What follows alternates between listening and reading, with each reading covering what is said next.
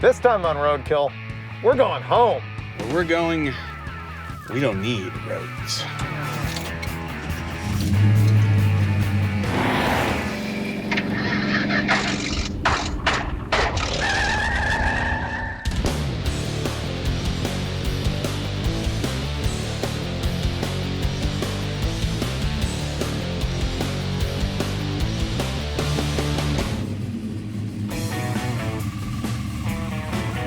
Here we go with the stay-at-home episode of Roadkill, or in this case, the stay-in-the-garage episode of Roadkill. The quarantine is going on, coronavirus is rampant, and I know I'm actually quarantining really hardcore. And so we weren't able to hit the road and shoot a normal episode of Roadkill. That is gonna come back next time. We did that road trip with the D100. You're gonna see that episode, and then after that, we have another plan for some wrenching episodes in our garages, but hopefully we're back to normal. But this time, we're here in our personal garages, and I was looking here at the backgrounds of our video conferencing, and you can see the difference in our personalities. Mine is a disaster, and it's all about engine parts, and Finnegan's is all neat and tidy, and it's all about fabrication.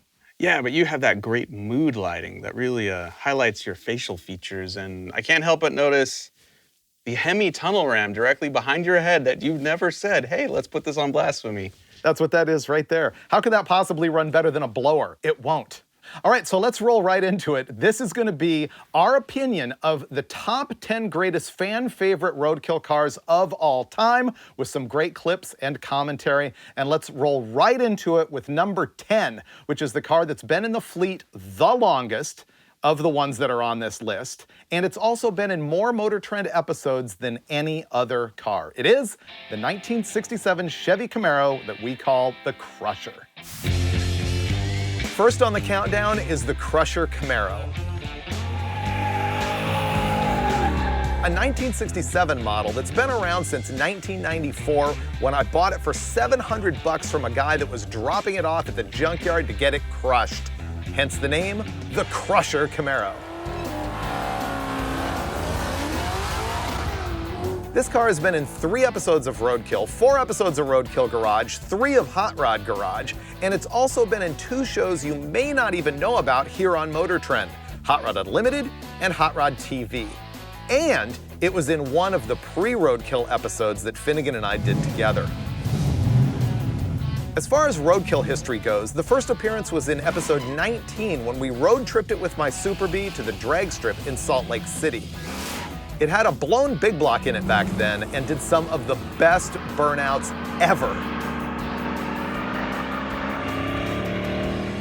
But the Crusher Camaro has a history of changing its looks all the time. So, in episode 24, we removed the big block and installed a 700 horsepower LS7 in a live video feed from the floor of a trade show.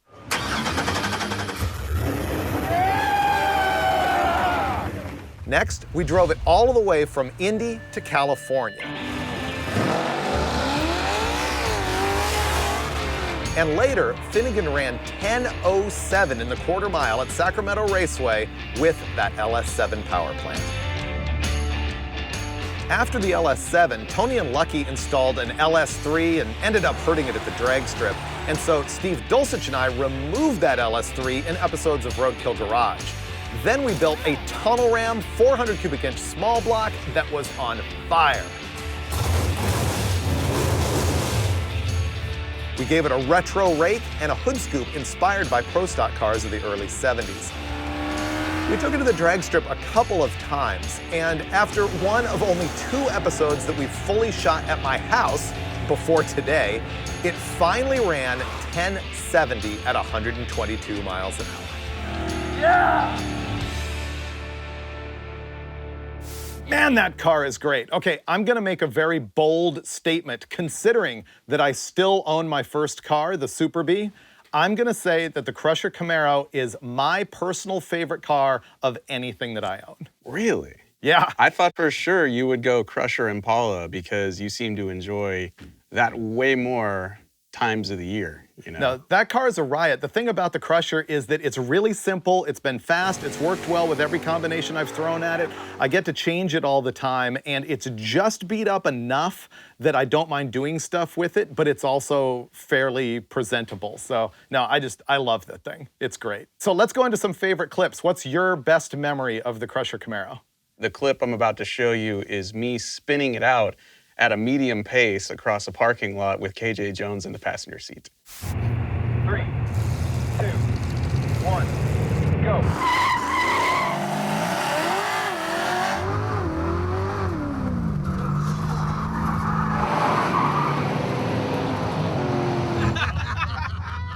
Yeah, you were thrashing on the Crusher pretty hard there. I think the best thing about it was KJ's terror. Yeah, wrong tires, wrong surface. If you look close, I ran over dirt in that parking lot, and that's what sent it spinning. But the thing I didn't notice earlier, and it's been years since I've seen that episode, is how many cool cars were in it. I mean, that was a good time. Okay, let's go into my favorite clip of this car, and it was hard to choose because this thing has had so many different looks, and I know that the fans love the blower on it, but really the greatest moment that is on film with that car to me is in an episode of Roadkill Garage most recently. I think it was episode 49. The key was the wheelies. Not blasphemy level wheelies, but pretty good wheelies. Check it out.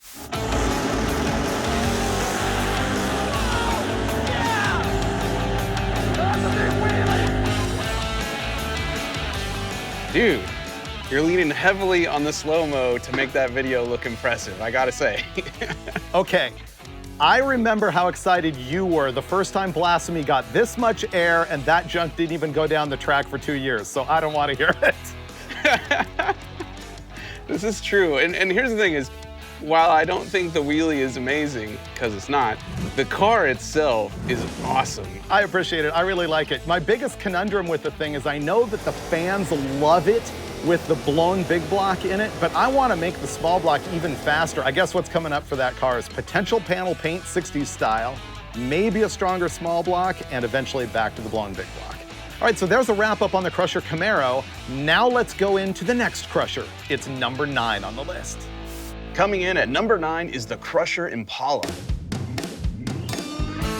This 1969 Chevy is one of Freiberger's favorite roadkill project cars of all time, and who can deny the awesomeness of doing block-long burnouts in a giant boat of a car with 700 horsepower under the hood. It gets even better because blasting through that massive steel hood is the heart of the Crusher Camaro, a 489 cubic inch big block Chevy with an 871 supercharger. Yeah. Oh, look at the motivation. How's that? You're gonna go there already. That is so ridiculous. Freiberger and I created this beast in episode 60 because we wanted to treat our Australian friends Marty and Moog from Mighty Car Mods to the ultimate American car experience. V8 power and a long wheelbase rear-wheel drive application. We've done everything with this Crusher. We've autocrossed it.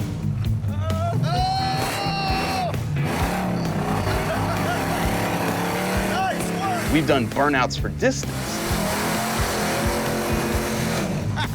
It does donuts for days. Hell, we've even raced it around a rally track and it just keeps on overheating and coming back for more. So here's the thing about this car, Dave. I love the torque. I love the gearing. I love the wheel speeds. I love the 911 style phone call burnouts. I just can't get around the body style. Except for those brief moments when it's making tire smoke, I pretty much don't like the car. Well, one of the things I like about it the most is that you hate it the most. As a matter of fact, we have a clip of you stating out loud, "I hate this car." I hate the Impala. I don't want to drive the Impala. It's a death trap. I don't recall saying that, but it's not untrue. We rank this list as far as what I believe is a fan favorite. People love it, even though you hate the thing.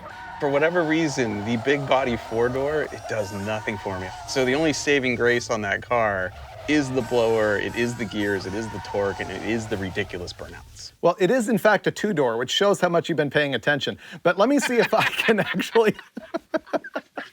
See, it's so big, it looks like a 4-door. Let me see if I can change your mind right here with two fantastic clips of the two things this car does the best. We're gonna see sliding action at Dirtfish, which I would argue is almost superior to your action in the General Mayhem. And then we're gonna see what it really does best, is massive burnouts.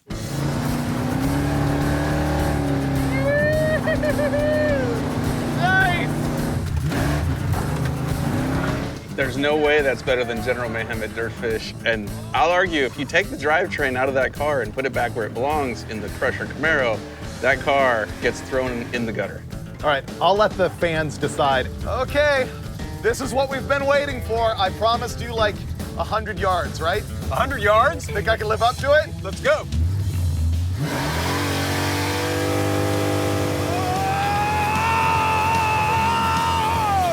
Holy cow!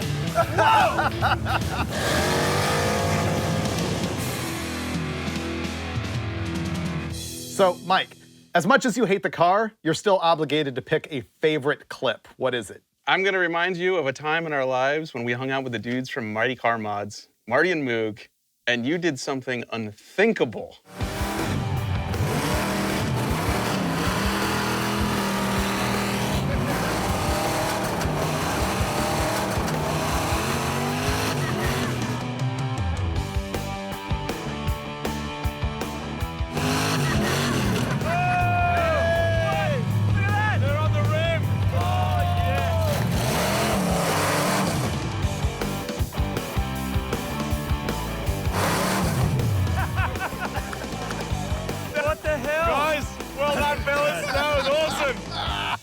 See? Even you picked it. Some of the greatest moments ever. I had forgotten about the tire coming off the wheel, but I got to use that to say something to the fans, which is that people ask me all the time, oh man, have you put a posi in that thing? Yes, years ago, as I showed you in my clip. Have you put an alternator on it? Yes, years ago.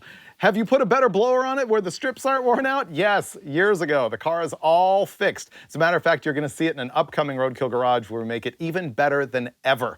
I'll be touching that thing with Dulcich instead of with you from now on. The engine rules. The car, I totally get it. Let's let the fans decide whether Finnegan wins on hating the car or I win on loving it. I'm gonna win. All right, now we're gonna move on to pick number 8.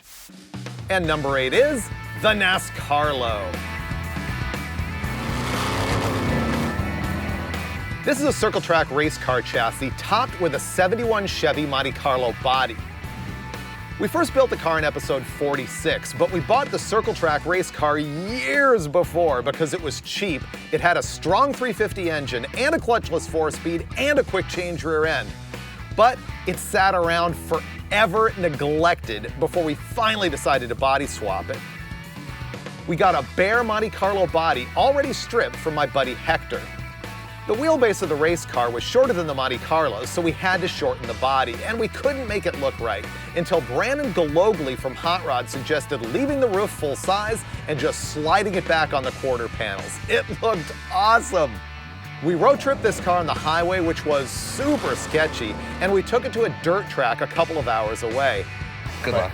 Yeah, no, I've never done anything even remotely like this before.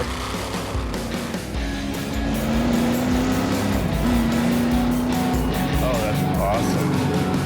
And let's just say that was the start of a lot more helmet use on Roadkill.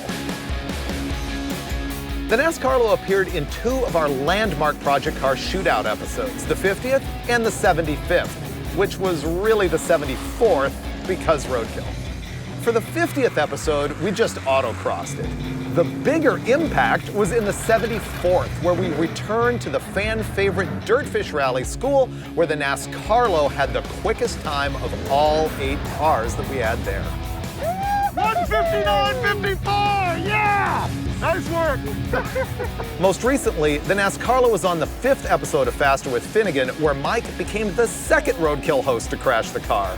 Sorry about that. But Dave Newbern, Mike Cotton, and Finnegan fixed it up and made the NASCARlo better than ever.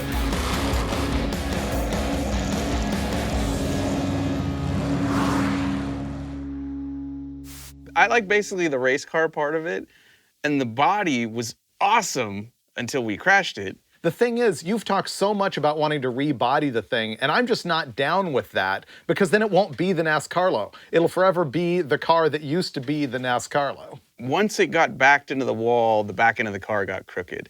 And then once we took it to dirt fished and blew a tire, and the only tires we could get were too big, we had to hack the quarters. Like, the car's just kind of gone downhill from the doors back. Now that we've done it once, I know how to do it better. So the next time we get a 71 Monte Carlo body and do it, it will be dope. And I really think we should, because the front end of that car now is amazing. Well, let's look at the actual moment where I destroyed this thing, because my favorite clip of this car is the first time I backed the thing into the wall at the dirt track. It's the only time I've ever put a car into the wall. Here goes.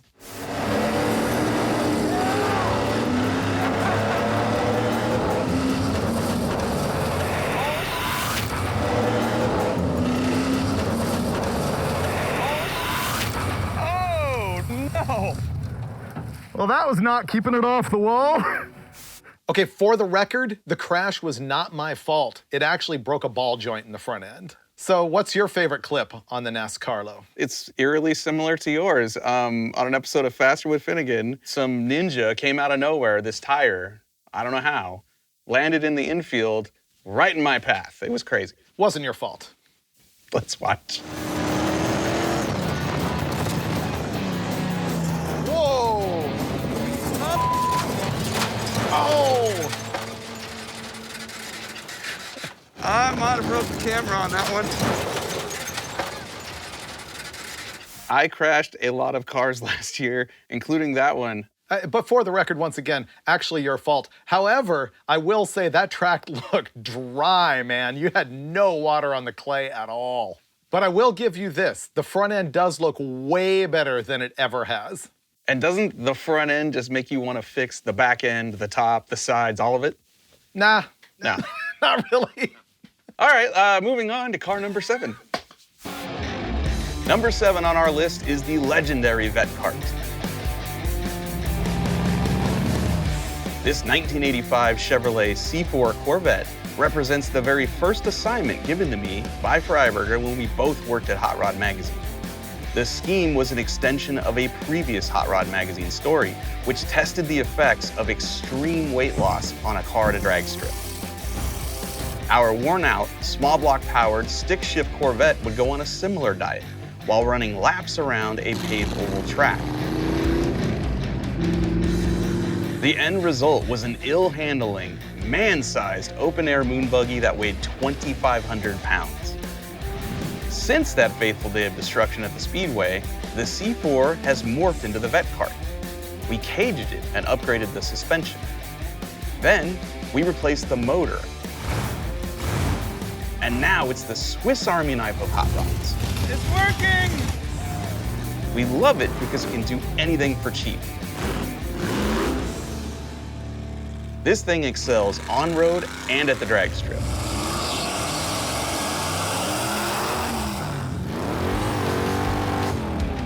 And the Vet Cart is amazing at burnouts. It works off-road and in the sand.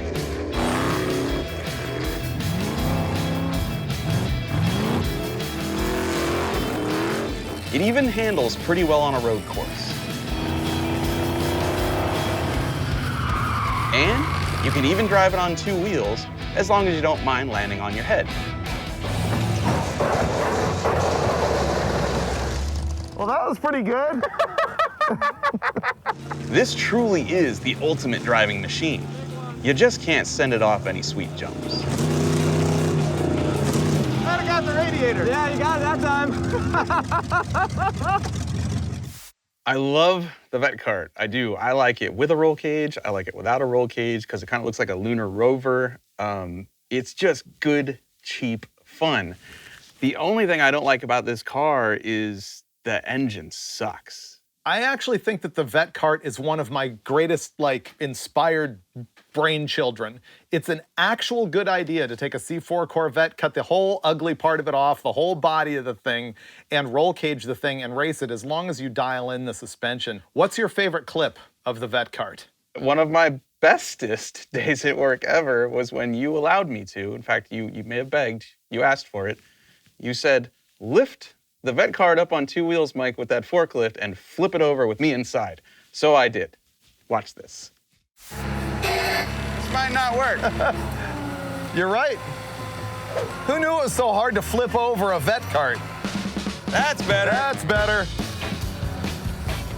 Should we see if it runs right there? Yeah, give it a shot. Running.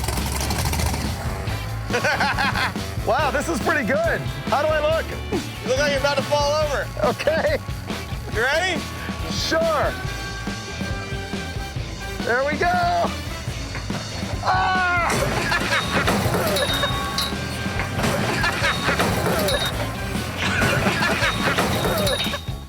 That hurt. Holy crap. You all right? Yeah, but it's spilling gas. Get me over. How about just get a bunch of guys and try and flip it? This would feel so much better if there weren't gas dripping. Aside from that, I'm pretty good. Don't worry, it's race gas. It'll evaporate. Coming down.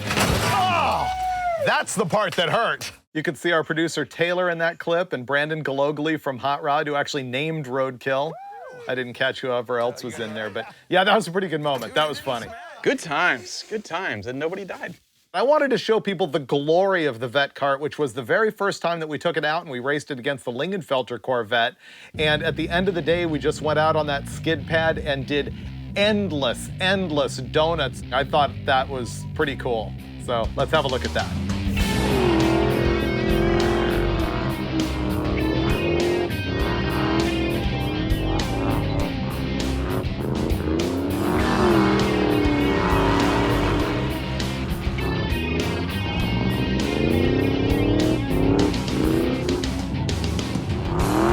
What's the status of the car now? I don't know after Faster with Finnegan. Is it completely maimed or is it still running? It's totally fine. There's a hole in the oil pan and the entire front suspension is wadded up on it. That's all. Oh, okay.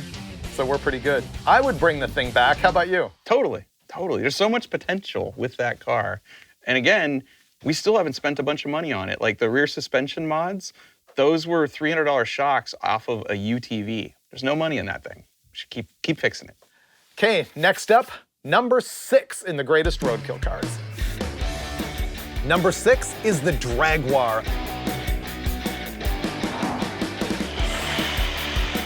A 1974 Jaguar XJ12 loaded with a small block Chevy and topped with a supercharger.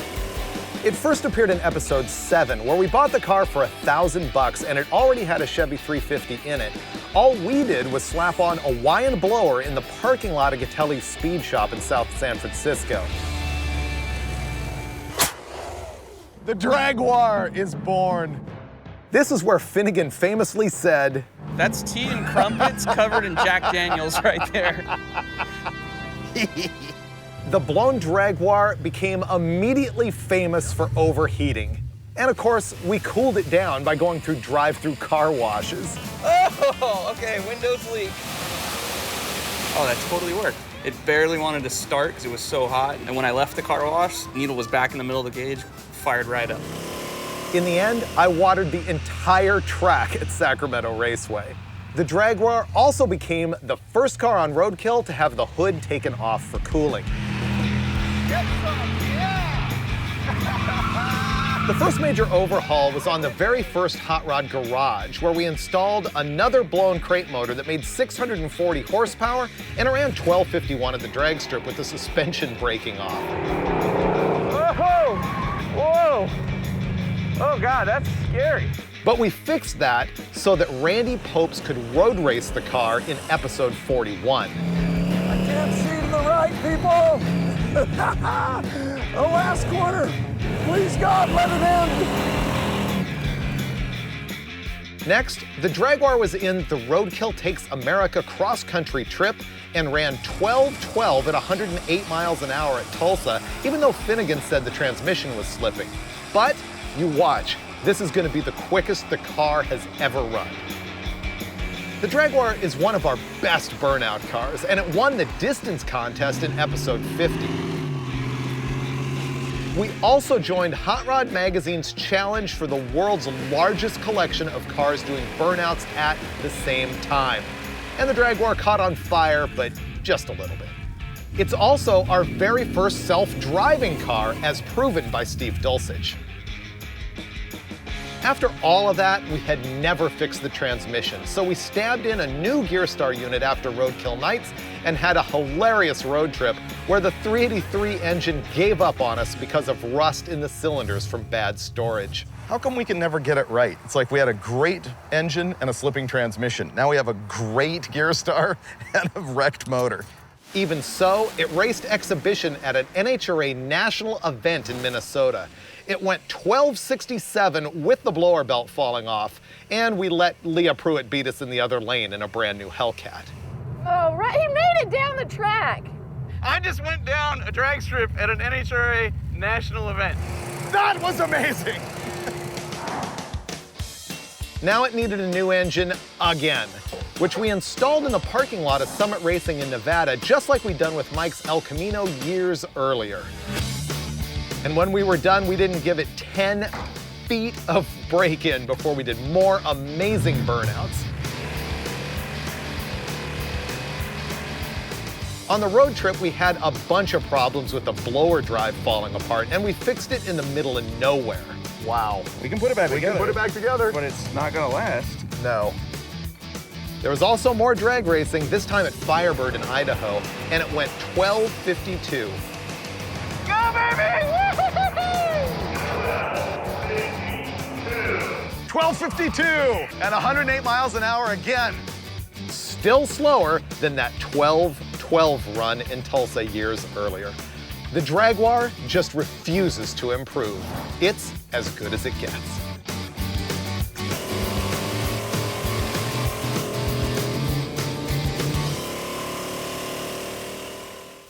The thing to me about the Jaguar is it's like our sleeper hero car. I like it. It does great burnouts. It runs and drives like anywhere you want. It's comfortable.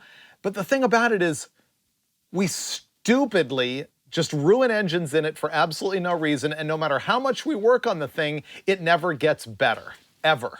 Yeah, but we ruin engines and everything. That's not the Jaguar's fault. That car is just a symbol of just awesomeness, you know, and excess. And it's a ridiculous motor sticking out of a car that it doesn't belong in, and it does ridiculous burnouts. And I have a love for it that will not die. It does other things as well. Let's go into my favorite clip of this car, which actually has nothing to do with drag racing. It's Motor Trend's hero driver, Randy Popes, taking the thing around, I think it was Horse Thief Mile at Willow Springs International Raceway. This is pretty good. It's a combination of respect for the power that's been magically inserted into this old car and a combination of fear for my life.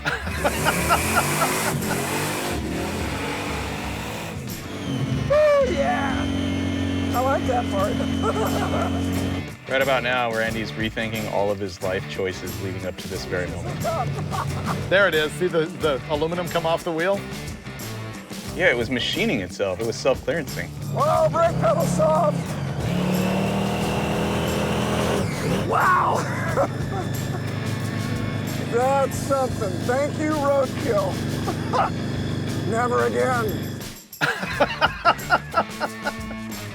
So there you go. That was like some different kind of roadkill action. That was my best moment with the thing. I just thought it was cool that we got him to drive it. How about you? Yeah, that was great, but I'm gonna one-up you right here with a burnout clip that ultimately stopped us from leaving when we really wanted to leave a place.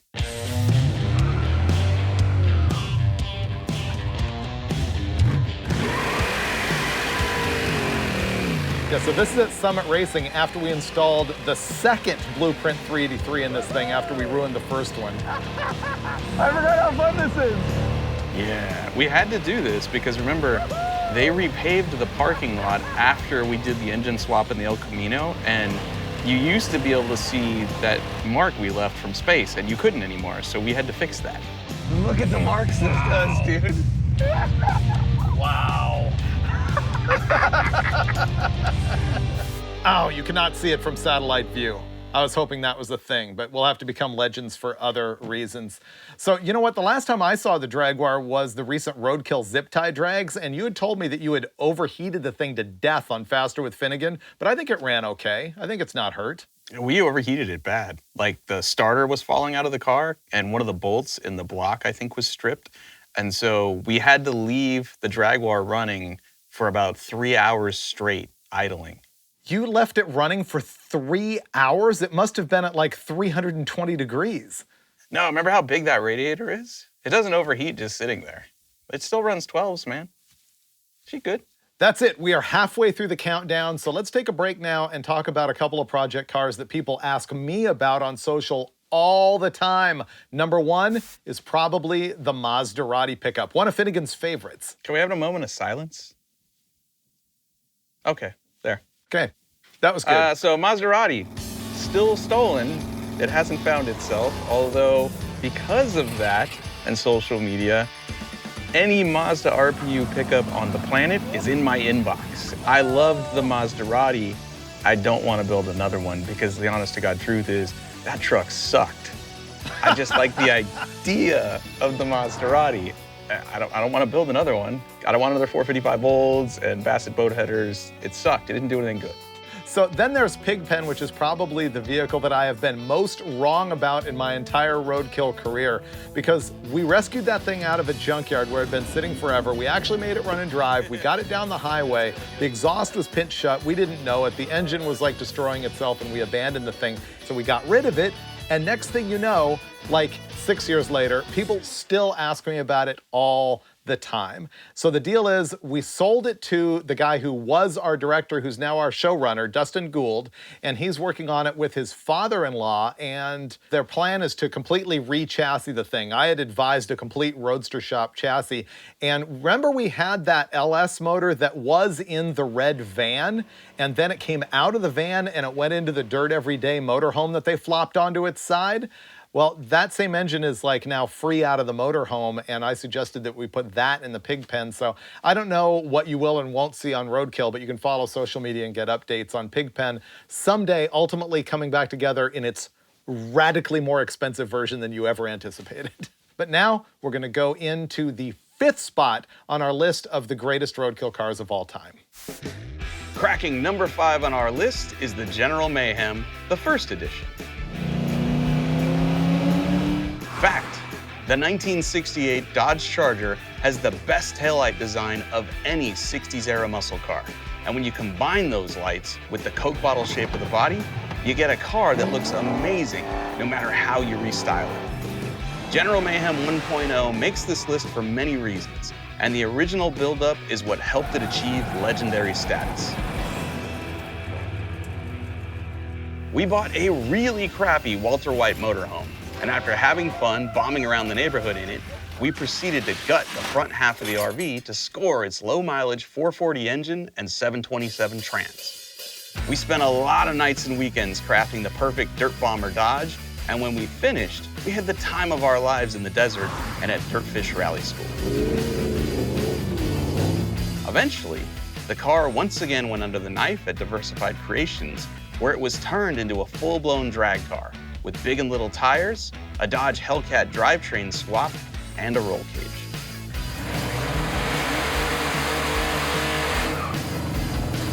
This thing's insane.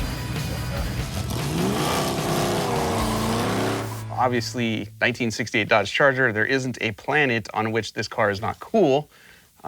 Best taillights ever, Coke bottle shape, it's awesome. And when you combine that with motorhome parts and steel wheels and part store tires and you go off-road, it's legendary. However, when you change a couple of those key ingredients, it's not as cool. It's still cool, but it's not as cool. I like what happened later on with the Hellcat drivetrain swap, that's cool. But I'm not into the stance now. It's kind of changed the nature of the car. It's not as cool as it used to be.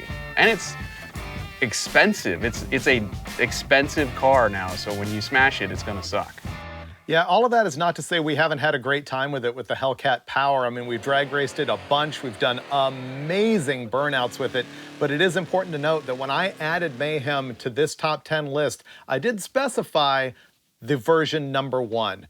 When it had the 440 in it, when it was completely raw, to me, that was the ultimate. What we initially did off-roading the thing was the key. And my favorite clip on that car is, in fact, the very last scene of the very last episode, my favorite episode of Roadkill, when we built the General Mayhem and we took the thing on dirt right here.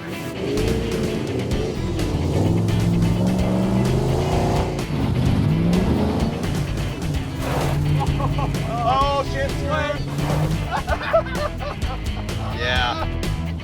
Man, this is making me sad. This is just the greatest. Look at that thing.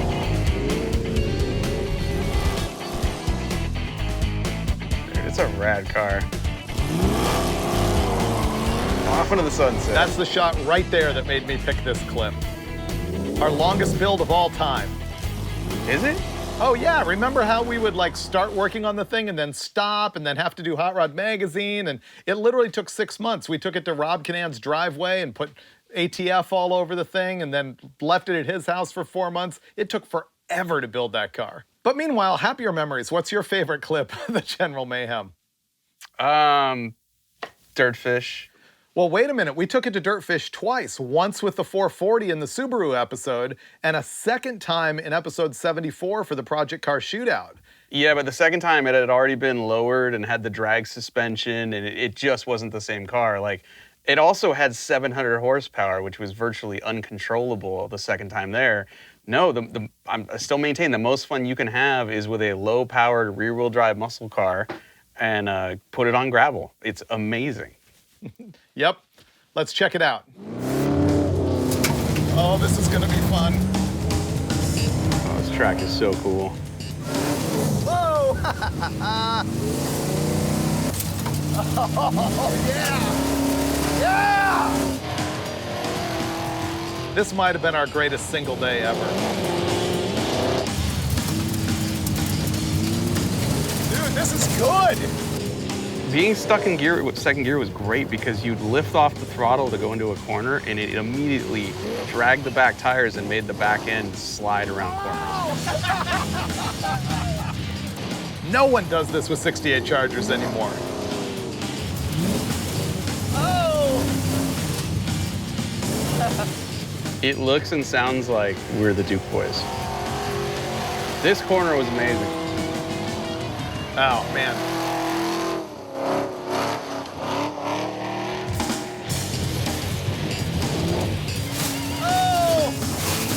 That was the pinnacle right there. Can't deny it. That's as good as it gets. We want to move on to number 4, though? I don't. I want to watch that 3 or 4 more times. What is the deal with that car right now? I think it's in perfect running and driving condition. You didn't like ruin it on some show I don't know about, did you? No, I wouldn't do that. To that car. All the other ones, yeah, I'm trashing all of them. Yeah. I drove it last, I think. It's got a little scuff on the front bumper from a wall that somebody just threw out in the middle of a road.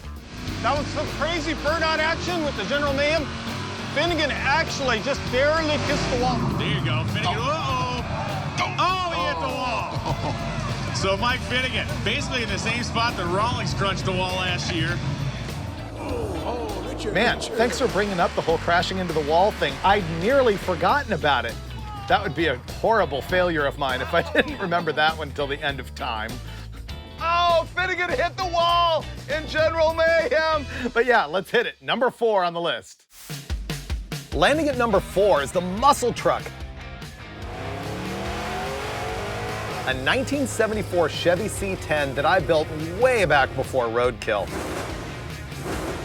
I got it for $1,500 with a completely restored frame and then ruined it with a bad C-notch job, airbags, my first LS swap with an all-aluminum LS6, Turbo 400, Gear Vendors Overdrive, and a 9-inch from a junk Ford truck. The Muscle Truck's first Roadkill episode was 18, where we rode mini bikes and raced it at an 8th-mile drag strip, but the only thing people remember from that episode is me crashing the mini bike. This one look good? Oh! I guess that episode also has Finnegan's famous comment on the truck's killer exhaust note. Allow me to play for you the music of my people.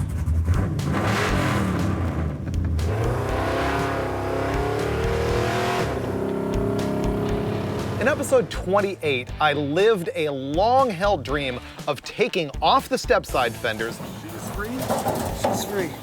hacking the front, adding Super Swamper boggers, and going out for some sand dune blasting.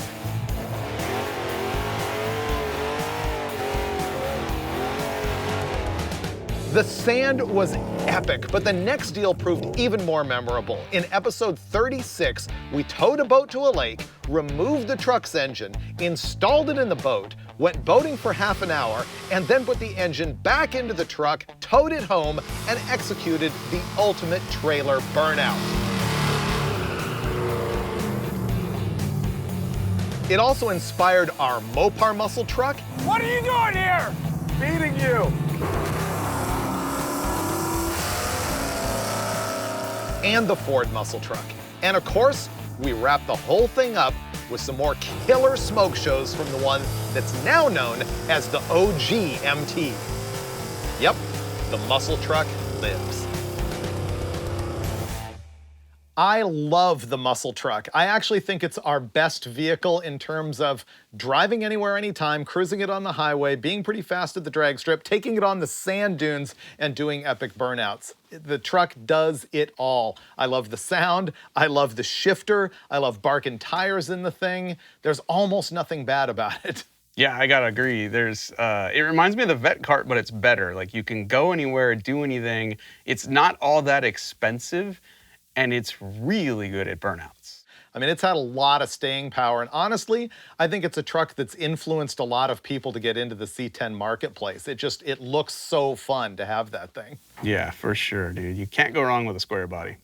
When I was rewatching these things, I was laughing out loud at this clip of you hacking the fenders on the thing so that we could put big tires on it for the sand. By here, Freiberger will be in tears. And by here, he'll be throwing tools. And then it's...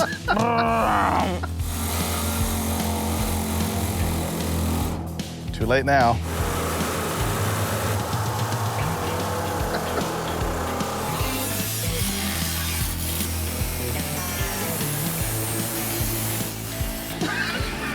You were so bummed out. Yeah, he's just gonna make a flange and Zeus it right back on. It'll be mint. The sheer and utter disappointment. I think we just took about $2,500 off the value of it. No wonder people watch this stupid show. That was awesome. That scene was hilarious and worth it, as I think we will see in your clip. The come up from that right there is the hours of fun we had roosting the dunes in that truck. Watch this. If you both get stuck, you have to get out and run to the top of the hill, okay? What? So everybody, you're looking at Fred Williams from Dirt Every Day in the Baja Bug, and me about to destroy him in the muscle truck. Oh, you're really close. Go muscle truck. First, second, third, neutral. Oh, teaching Fred to drive the thing. I remember he was completely flummoxed by the shifter. As soon as he figures it out, that thing takes off. Fred's not scared, though. He's getting after it. Oh, here comes the jump. This was better in my memory than in reality, but check it out. Now watch the truck. That day at Glamis, if you remember, was actually proof of concept. We blasted that thing around, had some great action, and that's when I knew that the Super Swamper boggers actually were gonna work in sand to keep this truck moving. That was a riot. So where is the truck now? Does it even run? I have no idea where it is. It went to Saudi Arabia for a car show, and I haven't seen it since. I love it. So that's the greatest muscle truck ever. I don't know how we can improve from there, but we're gonna try as we move on to car number 3. Number 3 on the list is my beloved Rotson. We originally picked up the 1971 Datsun 240Z from the same guys who sold us the Jaguar, Matt Ringer and Darren Moylan. Remarkably, we are still friends with them, even though the car is broken down on us 97 times. This car, cursed. It first let us down in episode 25 when the battery melted onto the header. That's not safe. Come on, baby. Stay together. Next, we added a junkyard turbo to the 4.3-liter Chevy V6 and then broke a rear axle at the chassis dyno. We welded the axle back together, but then the car failed us at the autocross anyway.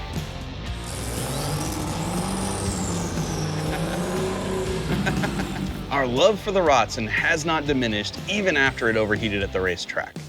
We didn't kick it to the curb when the flywheel nearly fell off. The noise was coming from the flywheel falling off the back of the motor because somebody installed the bolts with zero Loctite. Attaboy. Rotson on track. You have just reached the milestone of 24 seconds of Le Mans. Congratulations. We even stayed up all night to repair a broken transmission at the 24 Hours of Lemons. It didn't want to go into third, then it didn't want to go into fourth. You can move the shifter, but that thing's stuck in fifth gear. No matter what it's done to us, we haven't given up on the car, but we did give up on that crappy 4.3-liter V6. Okay, let her down.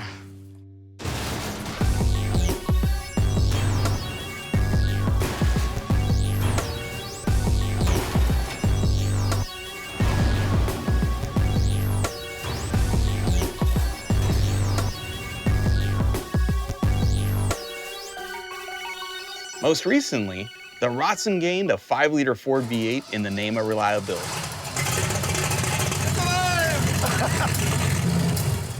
It worked. Yeah! But then it started breaking axles again. But the problem with this car is because it has an independent rear suspension and weak axles, I can't hole shot this thing with a lot of horsepower. Otherwise, if the tires grip, it's just gonna destroy the stub axles on this thing. We fixed the axles, but then the car failed us anyway when it overheated and stranded us in Las Vegas. We are now actually overheating. That's 236 degrees and climbing. There's a lot of holes in this car that coolant could go through when this thing finally pops. Still the best day at work ever. I love the Rotson. It's the only car we have that is on a permanent weight loss program thanks to the rust. We're always breaking it, but it's punctuated by small moments of big speed. And for that, I have an endless affection for this thing. I hope it never goes away. I don't hate the Rotson as much as you hate the Impala. It has its moments. It has its shining moments for sure. But I don't know why. It's just, I'm sick of working on it and having it not be that good. And it is such a pile of garbage. My favorite clip of this thing is like the shining moment of me driving it, which was when we did the Subaru episode and we blasted this thing around that old abandoned neighborhood, and that was a good time. Let's check that out. 3, 2, 1.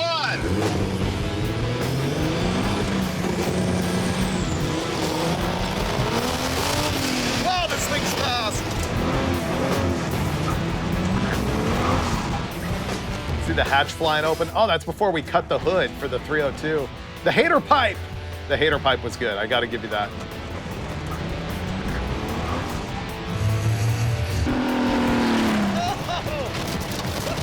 The fence shot is money. That was the shining moment for the Rotson in my eyes. It's gotten faster since then. It has not gotten better since then.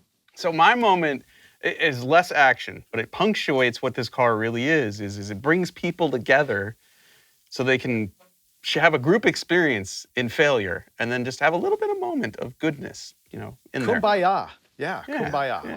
Watch this. Go, go, go. Do it. Hit it. We didn't know the crankshaft was broken in half. But we tried really hard to get it started. Lucas is the guy that built the roll cage. He hasn't turned a single lap, but he's suited up in 100-degree heat right now, hoping to drive the car. Come on. Do it. The engine seized. This is the genesis of Tony Breaks Everything, because he was driving when the crankshaft broke in half. You're right. Let's do it in first. So we've been up all night fixing the transmission. We kept moving our goal from like do the whole thing to do 24 hours, do 24 minutes, let's just do 24 laps. And this is the moment where we think we've totally failed every goal. Well, that's because we just totally gave up right here. But then Jeff comes up with his iPhone, and he's been looking at live timing right from the track. Oh, you're me. What? We did 24 laps already. We did 24 laps? 24 laps already. Yeah! 24 laps of lemons. Man, that is the key. You know how these days they say, oh, find your own truth? I say, find your own victory, which we just did. What's even the status of that car? Last I remember, we had overheated it to the moon and left it at the side of the road in Las Vegas. Yeah, it probably needs head gaskets and, you know, a little bit of loving. Another 10 or 20 grand, she's good to go again. Now, before we go to the very top of the list, into the top 2, I kind of want to go through some of the vehicles that, like, you and I both initially put on our top 10 list, but that didn't make the cut, but that are still pretty great. And I know one of them we both had was the Death Metal Charger. I love that car. How do you not have fun with a car that a farmer built in the late 60s to go NASCAR racing, and then it gets shoved in a barn for 50 years, and we resurrect it and road trip it? I mean, I love that car. It's the closest I'll get to having a General Mayhem, I think. The ones that were on my list, which I don't blame you for them not being on yours because they're kind of personal favorites, the Vanishing Paint Challenger, the Crop Duster, the Rampage was on there. I even had Macho Grande, our 73 GMC Suburban that we used to tow Blasphemy up to Oregon, which actually reminds me, what is the worst car that we have intentionally built? I know mine, and I think you're going to agree. The most belligerent display of our poor engineering skills is probably the Colorado. The worst. It's a lot of fab work. It does not work at all. It sucks. So it's unanimous. The most steaming turd in the history of roadkill is the Colorado pickup truck with the CAD 500 in the back. And now we're moving up to the good stuff, number 2. Dropping into a solid number 2 is Stubby Bob. Our 1950 Ford F6 dump truck with a supercharged Chevy 454 out back. It started out as a surprise. Finnegan bought the truck for an episode at his place, and I had no idea what it was going to be. But I dug it, and we agreed to shorten the chassis for a cool look. It still had the stock drivetrain in it with a flathead Ford V8 and a non-synchro 4-speed that Finnegan couldn't drive to save his life. Oh! In the first episode, we failed to actually finish the thing, so Bob's first appearance as a finished runner was in episode 50, our Project Car Shootout. Please don't blow up the flathead. No promises. It was fun, but uneventful on the autocross. However, it did throw gas everywhere. Oh, I smell gas. It handles all right. I saw that. I was kind of really surprised. The big deal came in episode 52. We planned to install a blown big block, but it wouldn't fit under the hood, and I had the idea to put it out back. And we are gonna put this thing right here and pray for wheelies. Once we had mounted a blown 454, the Gearstar 4L80 transmission, a V-drive stolen from a friend's van, and those zoomy headers, we knew we had created greatness. Check that out. Oh my God. See? It's actually... I feel like when we put the Hemi in the 55, this is that good. That's the angle the truck would be. Imagine this is the ground and that's the truck. That's not vertical. That's totally doable, right? At first, we just did some small wheelies for a little distance. But then came Roadkill's greatest moment, when I got out and Finnegan stood that thing up straight onto the rear bumper. We had a wheelie machine. And then came episode 72, one of the most grueling episodes ever, when Mike and Tony Angelo did a bunch of work to the suspension, added a roll bar and even wheelie bars. One of the most heroic parts of the episode to me was when Tony and Mike drove it on the highway all the way north to Eagle Field in California, especially when they had to stop and fix the timing chain at the side of the road. And then the wheelie attempts began. Oh, no. And ended. Oh my God. At this point, you cannot believe the level of fail. Come on! What the? Followed by victory. We will do wheelies. We will do wheelies. followed by devastation, You gotta be kidding me. followed by win,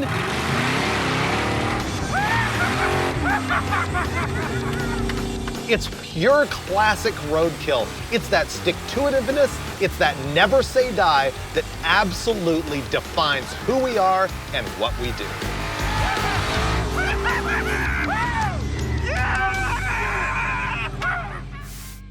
That moment when we made it wheelie for the very first time, I watched it the other day and it still just gives me chills that we pulled it off. That's one of the few things we've ever engineered and it delivered. And I didn't think it had a hope of ever delivering a wheelie like that. I really didn't. I knew it would wheelie. I didn't think it would do what it absolutely did. And so let's just go straight into my clip. I had to pick it. Actually, I'll give that back. You've got the greatest clip ever. Mine's the second greatest clip ever, which is the first time that we did it in the first episode with Stubby Bob doing the wheelie. Here goes.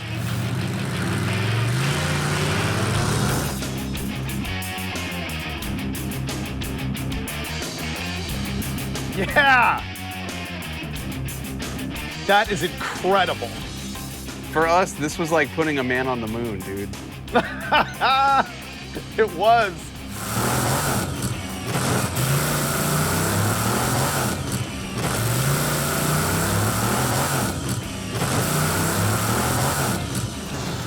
Yes! Yes! That's my first ever legit wheelie in my entire life. And when it happened, I wasn't expecting it. And when the trailer hitch hits the ground, it actually threw me forward and my foot came off the gas pedal. And it was like falling out of a 2-story building. That is just one of the greatest moments of all time in anybody's life. I don't care who you are. Dude, you dragged that hitch so far! Wow! That was amazing. As we remember all these fantastic moments, actually, you know, going through a show like this, I remember why our life is so great. All of this stuff that we've seen over these past 9 cars, we've got it really, really good. I'm also reminded why I'm sore every morning when I wake up. Stuff like that right there. And this tops that. Wait till you see this next clip of wheeling. 4 wheels up. Look at that. All 4 in the back.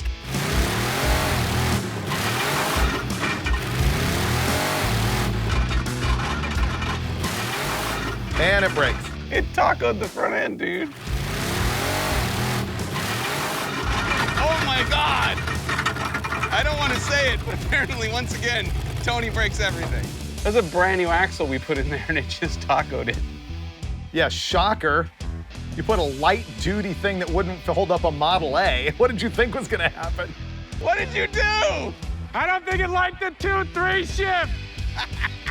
We did some kick-ass wheelies. Dude, we did. Oh my God. We did. So that right there is clearly one of the top 5 greatest Roadkill episodes of all time. I'm not in it, I can still say that. The struggle from you guys actually driving it on the highway up there and then breaking it like what? You broke a yoke, then you broke the drive shaft, and you just kept fighting. You didn't care how much you were killing the crew at all, and you ended up having just glorious wheel stands. I gotta hand you and Tony all the credit for that. It was amazing. However, now that I've praised you, I gotta say, seriously, that front axle was a stupid decision. There's no way it was ever gonna survive, and you ruined the look of the truck with those stupid front wheels. I mean, I agree with you about the wheels. The wheels were all wrong. The axle, I don't know, that was what we could get our hands on, and it was fine until Tony drove it, so. Yeah, let's blame him. You know what? It's sitting in our warehouse, our new warehouse with like a roof and everything, so engines don't get destroyed anymore. That's where it is. Oh, all right, well, that's good. I think if that thing ever comes back, we're both committed to a long travel front end, and the whole goal would have to be figuring out how to make it do wheelies over and over and over and land and not kill you and actually survive with the truck itself. That'd be cool. That's probably something that we should do, is actually fix Stubby Bob. Oh, yeah. Okay, so I built you up, heaping you with praise for that amazing episode. I brought you down by bashing the axle and the wheel, and now I'm gonna serve up the ego once again as we move on to car number 1. The top of the heap, our favorite car on this list is Blasphemy.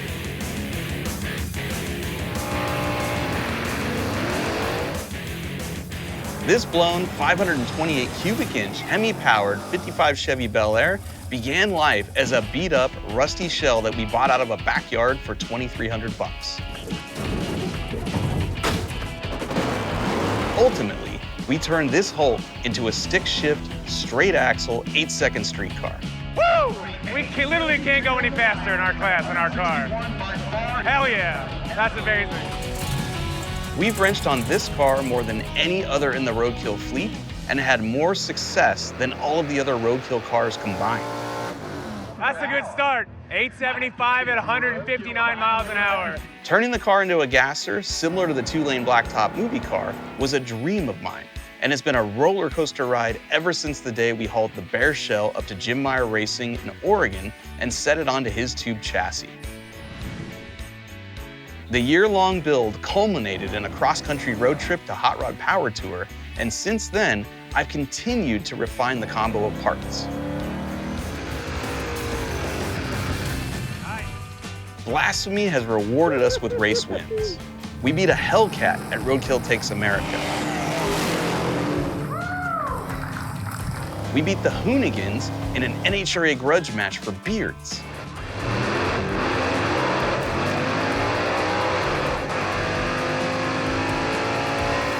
We ran the quickest pass ever in any Roadkill car during Hot Rod Drag Week when we went 8:52 in the quarter and won the A-Gas class. As great as Blasphemy has become, it's still definitely a Roadkill car because more often than not, it won't leave the starting line due to the broken gas gauge and not enough fuel in the tank. Okay, Mike, first of all, cheers.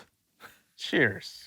Congratulations on so many Roadkills, and of course, for having what I honestly believe is the single best Roadkill vehicle ever. So sit back, have a beer, and be heaped with praise while I actually explain why I think this is legitimately the greatest. There you go. So basically, you've done with that car what I never would have, which is the thing of sticking with it year after year. I've always said that nobody can ever have a successful drag racing car by just slamming it together and hitting the track with it. It's always a process, and you've done nothing but make that car better and better and better over the years. And if you look at the first episode with Blasphemy, your goal was 10s.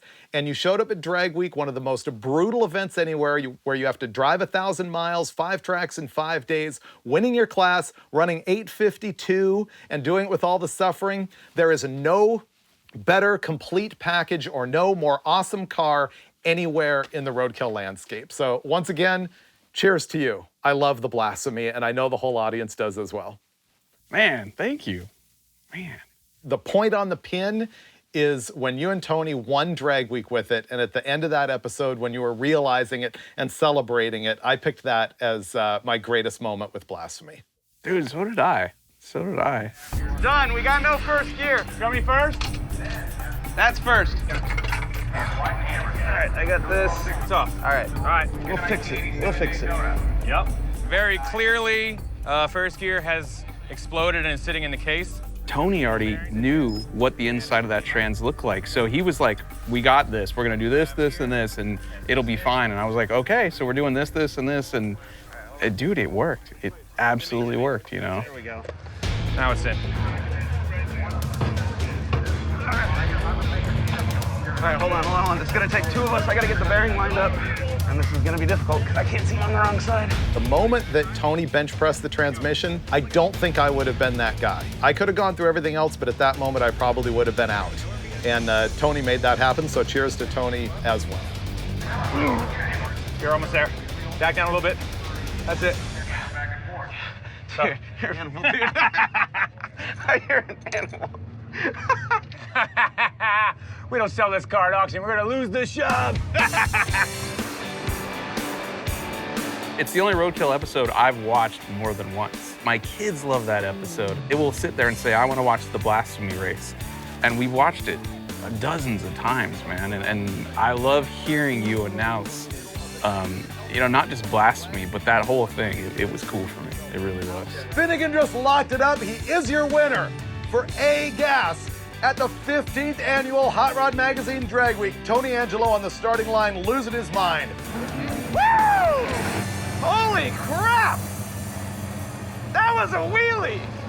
Oh my God! Yeah, that was insane! Are you kidding? Oh my God, I love you right now. Yeah! Did you see that wheelie? It was nuts! Oh my God! What a man! Oh my God, did you see that wheelie? Oh my God. Car went like this. Yeah! It was wild. We won Dragway! Woo! Woo! So, once again, there you go. Fantastic moment. Yeah, cheers. One of the greatest things ever. That's the end of the first stay-at-home episode of Roadkill. Hopefully, we're out of the pandemic and we're making regular episodes again. You want to follow us on social media? It is at Roadkill Show on both Facebook and Instagram. And on Instagram and Facebook, I am at David Freiberger. He is at Finnegan999. So that's it. Cheers from the Roadkill stay-at-home crew. Woo. Stay tuned, and we'll see you next time. Thanks, everybody.